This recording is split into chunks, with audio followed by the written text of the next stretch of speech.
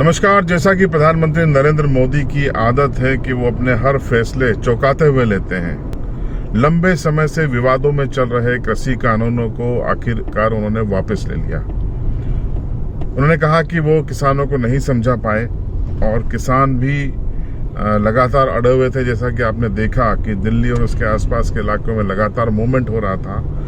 और सबसे बड़ी बात यह है कि पंजाब में, हरियाणा में और उत्तर प्रदेश में आने वाले दिनों में चुनाव है, जहां मतदाता ज़्यादातर किसान हैं और किसानों के मुद्दे पे ही वहां पर सियासत होती है। तो सारा आकलन बीजेपी और संघ ने कर लिया था। तमाम फीडबैक ये थे कि बीजेपी को बड़ा नुकसान होगा अगर ये किसान कानूनों को लेकर बीजेपी ने रोल बैक नहीं किया। तो अंततः नफा नुकसान को देखते हुए प्रधानमंत्री नरेंद्र मोदी ने इसकी वापसी का ऐलान कर दिया।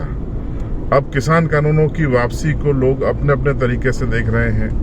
किसान संगठन और विपक्ष इसे अपनी जीत बता रहा है, तो बीजेपी इसे इस रूप में देख रही है कि वो किसानों की भावनाओं का सम्मान करते हुए उसने ये फैसला लिया है और अब किसानों से संवाद करने के बाद नए कानून लाए जाएंगे। इस पूरे मुद्दे पर आदिवासी अंचल झाबुआ और अलीराजपुर के किसानों की क्या सोच है, हमने उनसे बातचीत की, सुनिए उनकी प्रतिक्रियाएं।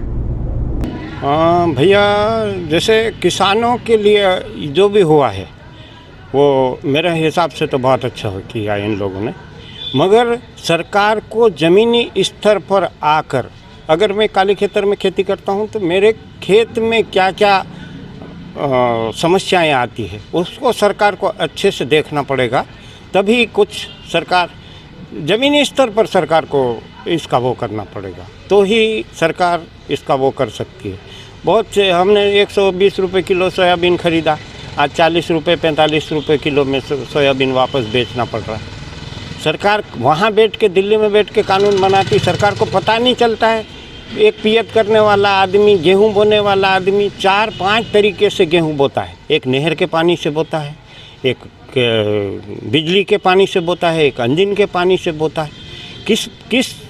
किस चीज़ों से सरकार इसका वो निकालती है? समर्थन मूल्य सरकार को निकालना चाहिए। कम से कम 25 से 30 रुपये किलो गेहूँ हमको बेचना हो तो हमको 2 पैसे की मजदूरी मिल सकती, नहीं तो हमारे को गेहूँ में भी नुकसान होता है। ये सोयाबीन खड़े के खड़े दिख रहा है नुकसान आज की तारीख में।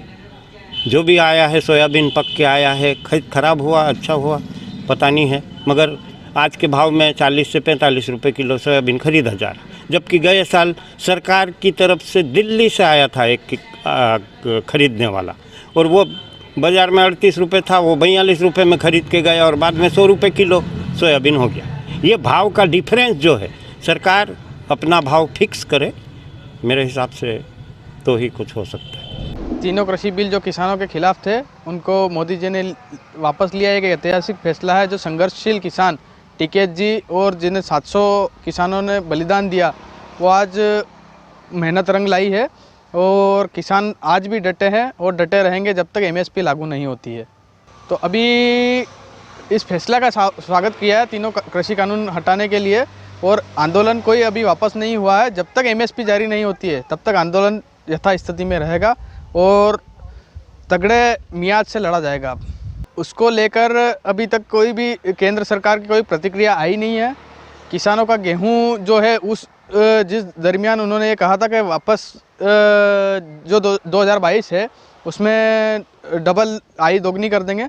आई अगर दोगुनी हो तो 4,000 रुपये गेहूं का भाव कर दें, नहीं तो हर क्षेत्र में किसान लड़ने को तैयार है।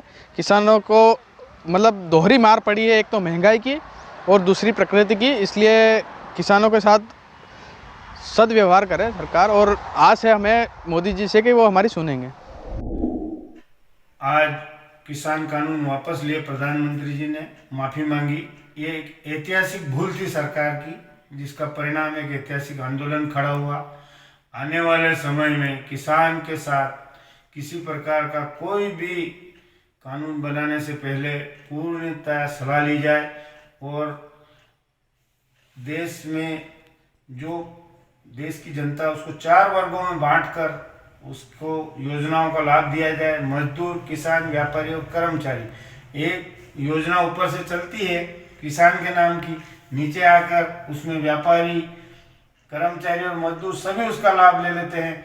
तो सरकार इसको कड़ाई से तय कर दे कि ये किसान है, ये व्यापारी है, कर्मचारी है और ये मजदूर है, ताकि किसान किसान की योजना का लाभ ले, मजदूर मजदूर की योजना का लाभ ले।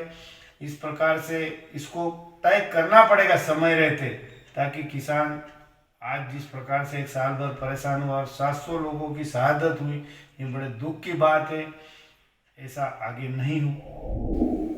हमारा तीनों जो कृषि कानून वापस मोदी जी ने लिए हैं, उनके लिए हम सभी किसानों की ओर से मृतक सभी जो बॉर्डर पे बैठे थे वो सभी मर चुके हैं, उनको श्रद्धांजलि देना चाहते हैं। उसके बाद जो तीनों कृषि कानून थे उसके लिए हम लंबे समय तक लड़ाई लड़ते रहे और हमारे बड़े किसान जो इसलिए हम बड़े किसान जो बॉर्डर पे डटे रहे और आज तक उन्होंने कृषि कानून को मोदी जी ने वापस लिया, उनके लिए हमारे किसानों की जीत हुई। जय जवान जय किसान।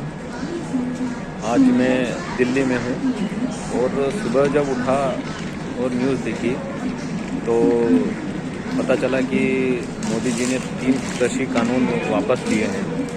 तो मैं धन्यवाद देना चाहता हूँ उन सभी किसानों का जो इतने समय से डट कर लड़ रहे हैं, उनकी मेहनत आज रंग लाई। क्योंकि ये जो बिल हैं, इस बिल से नुकसान या फ़ायदा ये तो इन 14 महीनों में पता चल गया है, क्योंकि एमएसपी की जो लड़ाई थी वो एमएसपी लागू नहीं कर सके, सिर्फ कागजों तक जो एमएसपी है बस। उसके बाद कोई सी भी फसलें एमएसपी तक नहीं बिक रही हैं। आप किसी भी चीज़ को ले लीजिए, मंडियाँ सभी बंद पड़ी थी, मंडियों के बाहर मनमाफिक रेट से के व्यापारी किसानों से खरीद रहे हैं। तो ये जीत उन शहीद किसानों के लिए है जो इस आंदोलन में शहीद हुए हैं। इसलिए सभी किसानों को शुभकामनाएं। जय जवान जय किसान।